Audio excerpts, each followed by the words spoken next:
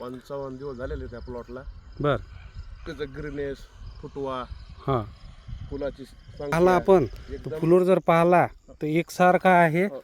आणि प्लॉटही जवळपास Plot table table height आहे आहे है ना. फुटवा वगैरे, हां पुन्हा आंतर मेंटेन हे ते व्यवस्थित केलेलं. डायमंडचे बी 2 घेतले होते हा ना. आणि ग्रीन स्टीनचे बी 2 झालते. हो ना. हो, व्यवस्थित वाटलं. मेंटेन चांगलं राहिलं. हो ना. म्हणजे अंतर आणि फळाची संख्या आहे ती व्यवस्थित होते. बरं, आता कॉटनला ॲव्हरेज किती बसला होता शिवराज? कॉटनला आपल्याला सरासरी एकरी 17-18 क्विंटलचा ॲव्हरेज आहे. नमस्कार, मी अतुल पाटणकर, ग्रीन प्लस पुणे या कंपनीकडून.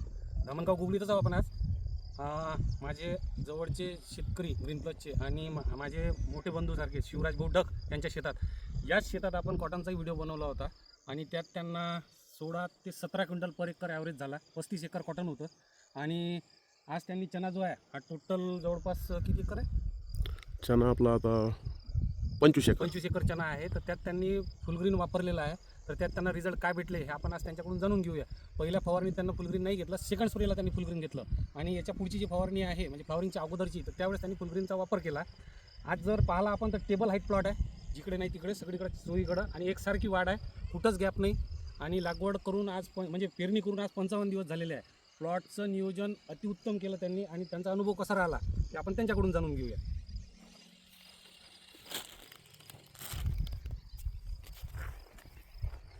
तर याच्यात आपण पाहून राहिलो फुलग्रीन मारल्यानंतर जे फ्लॉवरिंग आहे ते जबरदस्त मेंटेन झालेलं आहे. आणि त्याच पद्धतीनं आता नमस्कार शिवराज भाऊ. नमस्कार.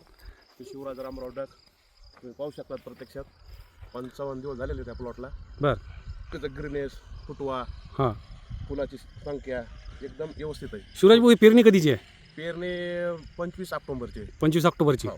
बरं 55 दिवस होऊन गेले आज ह्या प्लॉटला. बरं. आणि पेरणी केल्यानंतर तुम्ही पहिली फवारणी कोणती घेतली होती? पहिली फवारणी एक बुरशीनाशक घेत होतो रोको हां. आणि एक आळीचं इमामॅक्टिन. बरं, त्यासोबत काहीच नव्हतं बाकी? पुन्हा काही नव्हतं, प्लेन 2च. मग जेव्हा तुम्ही फुलग्रीन एकरी किती डोस वापरला तो?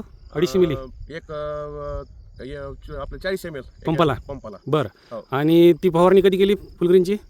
नंतर पुन्हा 40 ते 45 दिवसाच्या अंतराने, म्हणजे हो ना, असं पेरणीनंतर 45 40व्या दिवशी हो. है ना. हो. आज जर पाहिला आपण तर फुलोर जर पाहिला तर एकसारखा आहे हो. आणि प्लॉटही जवळपास Plot टेबल हाईट table आहे है ना. फुटवा वगैरे, हां पुन्हा आंतर मेंटेन हे ते व्यवस्थित केलेलं आहे. तुम्ही प्रत्यक्षात पाहू शकता प्लॉट एकदम जबरदस्त आहे. समजा काळ्याचे हे ते पोझिशन एकदम चांगलं आहे. बरोबर. आणि तिसरा प्रे म्हणजे आता आम्ही डायमंड 24 आणि फुल ग्रीन आणि ते सोबत बुरशीनाशक एक रोको, हां हां हां. हे असे 3 फवारणी येतात. फुलग्रीनच्या ऐवजी आता काय करा, कारण याच्यात की नाही आता फ्लॉवरिंग स्टेज प्रॉपरली सगळी डेव्हलप झाली. हो.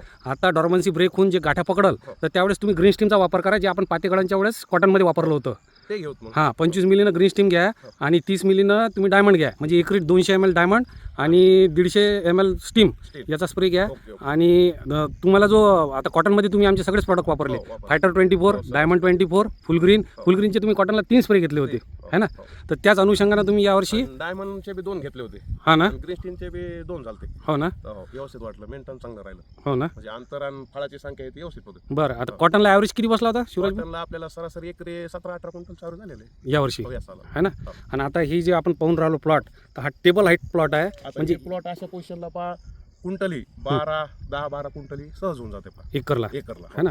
कारण युनिफॉर्मिटी आहे प्लॉटमध्ये, कुठेही वर खाली नाही, मररोग नाही. काही नाही, काही आणि मेन म्हणजे फुलोर बऱ्यापैकी चांगला चांगली कव्हर आहे. झालेला आहे हे जाऊ. है ना. व्यवस्थित. म्हणजे आता फुलग्रीन बद्दल तुमचं मत काय फुल ग्रेन एकदम व्यवस्थित आहे, चांगलं आहे. है ना. म्हणजे छान. फूट चांगली काढतं, फूट चांगलं, फुलधारणा चांगली करते. मेंटेन खास होते ते. हा ना. म्हणजे कांट्यातलं अंतर आहे का हा. खूप मेंटेन होते बरोबर. आणि त्याच्यामुळं टनेज वाढायला चांगलं राहतं. सपोर्ट राहतो हो, है support. ना. म्हणजे आता पुढची फवारणी कधी घेणार आहे तुम्ही? इथून 8 दिवसांना. पुढची फवारणी आता हे फुलवर बसली, घाटा लागला हा. ते घाट्याच्या हिशोबात घेणार ते. बरोबर. घाट्याच्या टिप मध्ये. बरं बरं. हो. त्यात डायमंड 24, डायमंड ग्रीन स्टीम आणि रोको रोको है ना.